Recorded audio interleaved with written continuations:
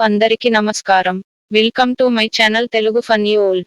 ఈ వీడియో చూసే ముందు జై శ్రీరామ్ అని కామెంట్ చేయగలరని కోరుకుంటున్నాను. 2024 ఈసారి రాఖీ పౌర్ణమి ఎప్పుడొచ్చింది? రాఖీ ఏ సమయంలో కట్టాలంటే తెలుగు పంచాంగం ప్రకారం ప్రతి ఏడాది శ్రావణ పౌర్ణమి రోజున రక్షాబంధన్ పండుగ జరుపుకుంటారు. ఈ నేపథ్యంలో ఈ ఏడాది ఆగస్టు 19, 2024 సోమవారం నాడు రాఖీ పౌర్ణమి పండుగ జరుపుకోనున్నారు. ఈ పవిత్రమైన రోజున సోదర సోదరీమణుల మధ్య ప్రేమనురాగాలకు ప్రతీకగా రక్షాబంధన్ పండుగను జరుపుకుంటారు. శాస్త్రాల ప్రకారం భద్రకాలంలో సోదరీమణులు తమ సోదరుల చేతికి రాఖీ కట్టకూడదు. భద్రకాలం ముగిసిన తర్వాతే రాఖీ కట్టాలి. జ్యోతిష్యం ప్రకారం రాఖీ పౌర్ణమి వేళ 3 ప్రత్యేక శుభయోగాలు కూడా ఏర్పడనున్నాయి. సర్వార్థ సిద్ధి యోగం, శోభన్ యోగం, రవి యోగం వంటివి కూడా ఏర్పడనున్నాయి. ఈ సందర్భంగా రాఖీ పౌర్ణమి వేళ సోదరులకు రాఖీ కట్టేందుకు శుభ సమయం ఎప్పుడొచ్చింది? భద్రకాలం ఎప్పటి వరకు ఉంటుంది? రాఖీ పండుగ ప్రాముఖ్యతలేంటో ఇప్పుడు తెలుసుకుందాం. ఈ ఏడాది ఆగస్టు 19, 2024 సోమవారం ఉదయం శ్రావణ మాసం శుక్ల పక్షంలో పౌర్ణమి తిథి తెల్లవారుజామున 3:04 గంటలకు ప్రారంభమవుతుంది. అదే రోజు రాత్రి 11:55 గంటలకు ముగుస్తుంది. ఈ నేపథ్యంలో సోదరులకు రాఖీ కట్టేందుకు సోమవారం మధ్యాహ్నం 1:30 గంటల నుంచి రాత్రి 9:08 గంటల వరకు శుభ సమయంగా పండితులు చెబుతున్నారు. మధ్యాహ్నం 1:30 గంటల నుంచి మధ్యాహ్నం 3:39 గంటల వరకు మరింత ప్రత్యేకంగా ఉంటుందని పండితులు చెబుతున్నారు. శాస్త్రాల ప్రకారం భద్రకాలంలో ఎలాంటి శుభకార్యాలు జరుపుకోకూడదు. రక్షాబంధన్ రోజున భద్రకాలం ఉంటే రాఖీ కట్టుకోకూడదు.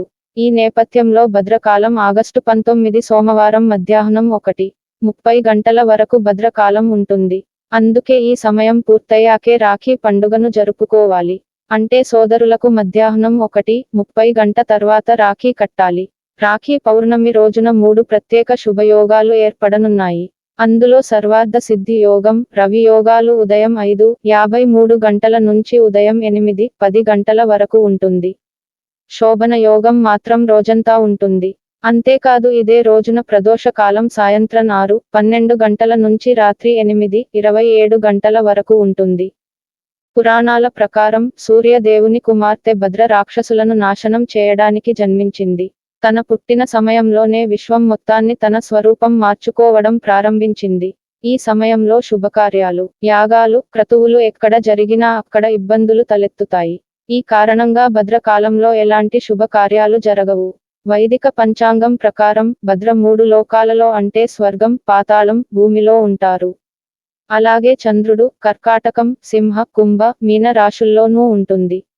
అందుకే ఈ కాలంలో ఎలాంటి పనులు చేపట్టినా విజయవంతంగా పూర్తి కావని చాలా మంది నమ్ముతారు. సోదర సోదరీమణుల మధ్య ప్రేమ, అనురాగం, సామరస్యానికి సంబంధించి పండుగగా రక్షాబంధన్ పండుగను జరుపుకుంటారు. ఈ పవిత్రమైన రోజున సోదరీమణులు తమ సోదరుల చేతికి రక్షా సూత్రాన్ని కడతారు. అనంతరం సోదరుల నుంచి బహుమతులను స్వీకరిస్తారు.